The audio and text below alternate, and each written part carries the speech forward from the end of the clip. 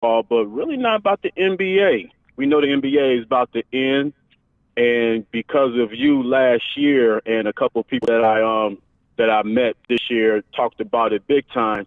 That Big Three tournament is in effect. You know, Yeah. tickets is out and all, and I just want to this will be my first time going, and of course I'm getting back enjoying basketball and all. What am I expected to witness or my enjoyment at the Big Three, especially where the league that Ice Cube has done a tremendous job as the owner and the overseer thing is improved. So are you going back getting your press pass? Give me a few minutes of talk about the Big Three real quick. I'm gonna hang up because I know you got time, not enough time, man. But I just want to call and to speak on the Big Three once you finish talking about college basketball. Yeah, definitely. I'll definitely give my take on that. And I do plan on going this year. Right now I'm working two jobs, so limited amount of time in a lot of areas for me. But I do plan on going this year. And I think the Big Three is huge because it's former players that have played in the NBA. Ice Cube has got connections. You got Gilbert Arenas coming over this year. You got Joe Johnson coming over this year.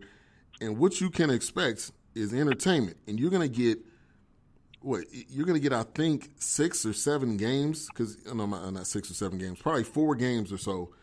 And it's going to be entertaining basketball. And it's going to be guys that you know. That's going to be the good thing. It's going to be entertaining. You're going to get a halftime show. You probably get Ice Cube at some point and talking about it.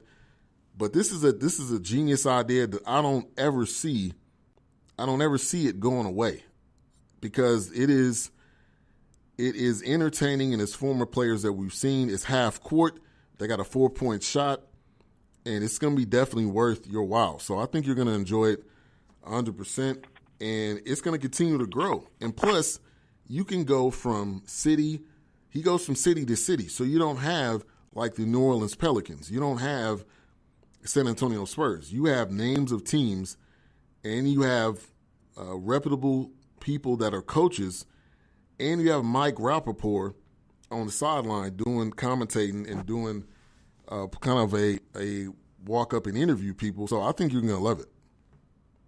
And it's going to be a show because, you know, I love my people. We're going to come out and have a good time, and it's going to be a good show on the court and everywhere around it. I'm willing to bet. But I know the Big Three up here in Chicago is the weekend of August 3rd, which my birthday is August 1st.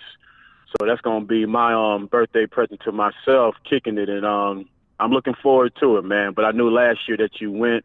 You had a great time. You spoke on it. And I just wanted to call in and get your feedback on that. But I'm going to hang up the phone and listen to the rest of the show, Big Ben. Thanks a lot, bro, for taking my call, man. Yeah, man. Appreciate you. Shaka in the building. The All right, out. The only shout out to you. Thank you. The only cyclist, black cyclist that I do know. So shout out to Shaka. Appreciate him for calling in. Let me know as the calls are coming in, are you hearing any type of static or anything? Because on my end, it sounds like a little bit of static or like it's cutting in and out. But yeah, man, Big Three it's coming to a city near you. So I would highly suggest you go. Get into the building. Just go. Even if you got the worst seats, it's half court. It's going to be entertaining. Definitely be worth your while. Shout out to H-Rap B, who I thought this was calling in, but that was Shaka. That dude Shaka. D, great, man. I'm trying to figure out who you was talking about that you called trash. I'm really trying to think in my head who you were talking about, but I cannot remember. So you may have to tell me. But some sanctions coming down in college basketball. USC, Tony Bland, 2 years of probation and 100 hours of community service.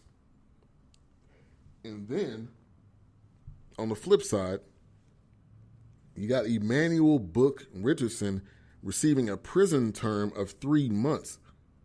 Here's the thing, though. What about all these other guys that have been giving $100 handshakes and giving kids money for years? What has changed now that you're starting to give people jail time? That's the part that I'm wondering about. And is this the stance going forward, or is this just at this particular situation? Which I know in this instance, you had Adidas funneling money to coaches, coaches funneling money to people, to players, to kids, to families, and all that kind of stuff. So my thing is, if you're going to do this, do it to the fullest. Don't just do it in certain situations. If you're going to give people jail time, if you're going to give people prison terms, if you're going to give people community service and all of that, do that on every single instance, because this has been going on for years. This is not the first time. This is not the first instance. And this is not the first situation that we will hear about kids getting paid, parents getting paid, and whatever. They need to come to an agreement of how to pay these kids. I think a great way to do it is it has to be on a pay scale. That's the way everything works. In your job, the CEO is going to get paid more than the guy working on the floor. The customer service guy or the guy that works on the register is going to get paid less than the CEO. So if you have the starters, if you have Zion Williamson is going to get paid more than the fifth year senior walk-on Duke. And also, I think you should pay them based on their likeness. Whenever Duke played a game, it didn't just show the Duke logo. It showed Zion Williamson, and then it showed on the other side either a Kobe White or a Cameron Johnson, and those kids didn't get any money. They didn't get any money, and that is a problem. So I think you have to start somewhere. I think there needs to be a ground level. I think then we can continue to progress so that we can get these kids money, because they're being promoted as if they should be getting money. Let me know as you guys are listening, as the calls were coming in, did you hear any static or anything in the show cutting out? You tuned into the BS3 Sports Show Friday edition. It's a must win on both sides, I think. Courtney says, Ben, I know you're a big soccer fan. What do you think about the Women's World Cup starting and who wins? I'll definitely be tuning into this. And I think it's going to be exciting, number one. I think the U.S. women's soccer is better than the men's. The men actually didn't make it to the World Cup, so already they got an advantage. But I think these women are good. I'm looking forward to watching it. The European teams are definitely going to give them some issues because they play soccer. That's what they do. There's not a lot of other sports that women play. Now there is basketball, which that is huge overseas. A lot of WNBA players go over there to play. I appreciate the feedback from you guys about the calls. But yeah, I'll definitely be tuning in. And I think the women can win this. Again, the women are clearly in a clear-cut better team than the men. And I think they have a lot of advantages. And I'm picking them to win. Picking them to win it all. All right, so let's switch over to some other NBA news. A couple of things. Number one, Vince Carter says he's coming back for another season. This will be the record-breaking 22nd season in the NBA. He says this will be his last. I'm going to start a Vince to Toronto or a VC to Toronto or something of that nature, because he has to, I'm not going to say has to, but I think he should go back to Toronto. End it where you started. And them being in the finals this year, that is 100% of a reason why he should go over there and finish off his career in Toronto. I think it's going to be between Toronto and Golden State, because he doesn't have a chip. He doesn't have a championship. I'm pretty sure he wants one. And what better place to go than the Golden State? You're getting paid the minimum. You really don't have to do a lot. There was a story out saying Vince Carter considered Miami. in the back of his mind, I'm hoping and praying that he is thinking about Toronto. Am I the only one that feels that way? Because I think him going back, that would be a great end to his legacy. If Kawhi is there, you could have where they are now to pretty much where they started. Because without Vince Carter, the Raptors maybe would have moved from Toronto. Vince is still dunking out here, says Courtney. The Hawks tried to trade him this year, and Vince didn't want to be traded to a contender. He said he was happy in Atlanta. So maybe his thoughts are not to win a championship. He's won a gold medal, actually 2 gold medals, one in the FIBA championship, one in the Olympic championship in 2000. So I think, man, go back to Toronto, Vince.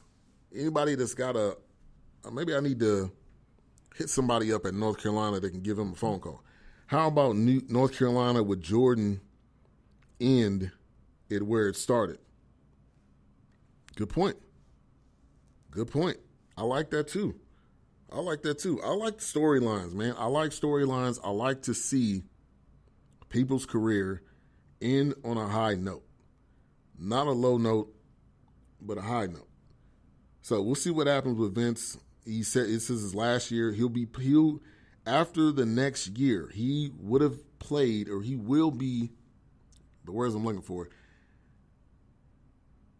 he would have played the longest time in the NBA, 22 seasons. By the end of next year, he will have the record. So shout out to Vince Carter. The other thing is shout out to H-Rap B, who put this in our comment, in our message board, in our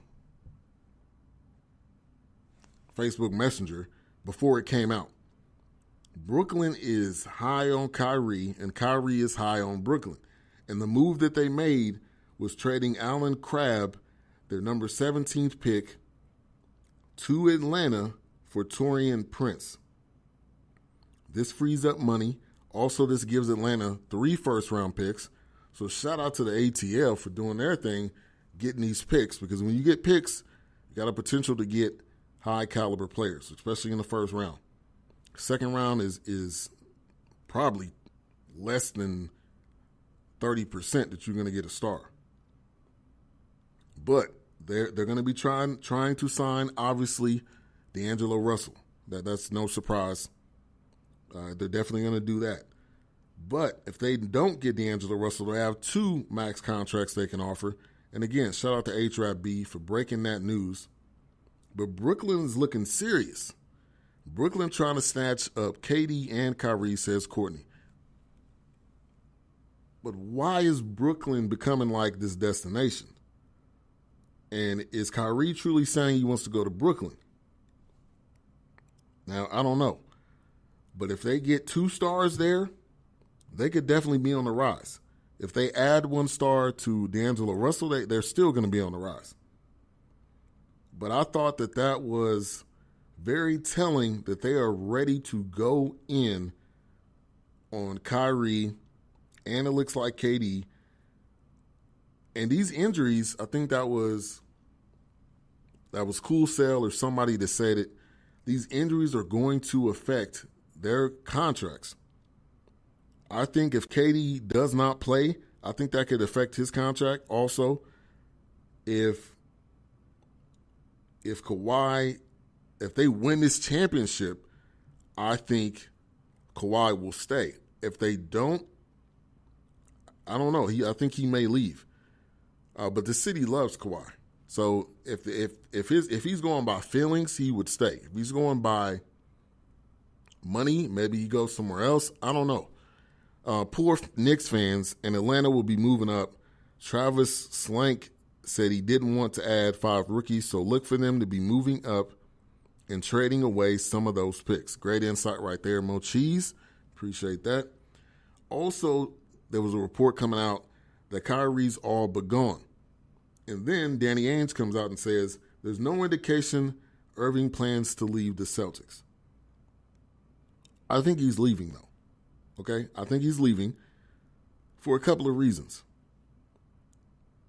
I don't truly think he can I don't think he believes he can win there. Also, there is youth there. Also, with him coming back, you see that the chemistry was not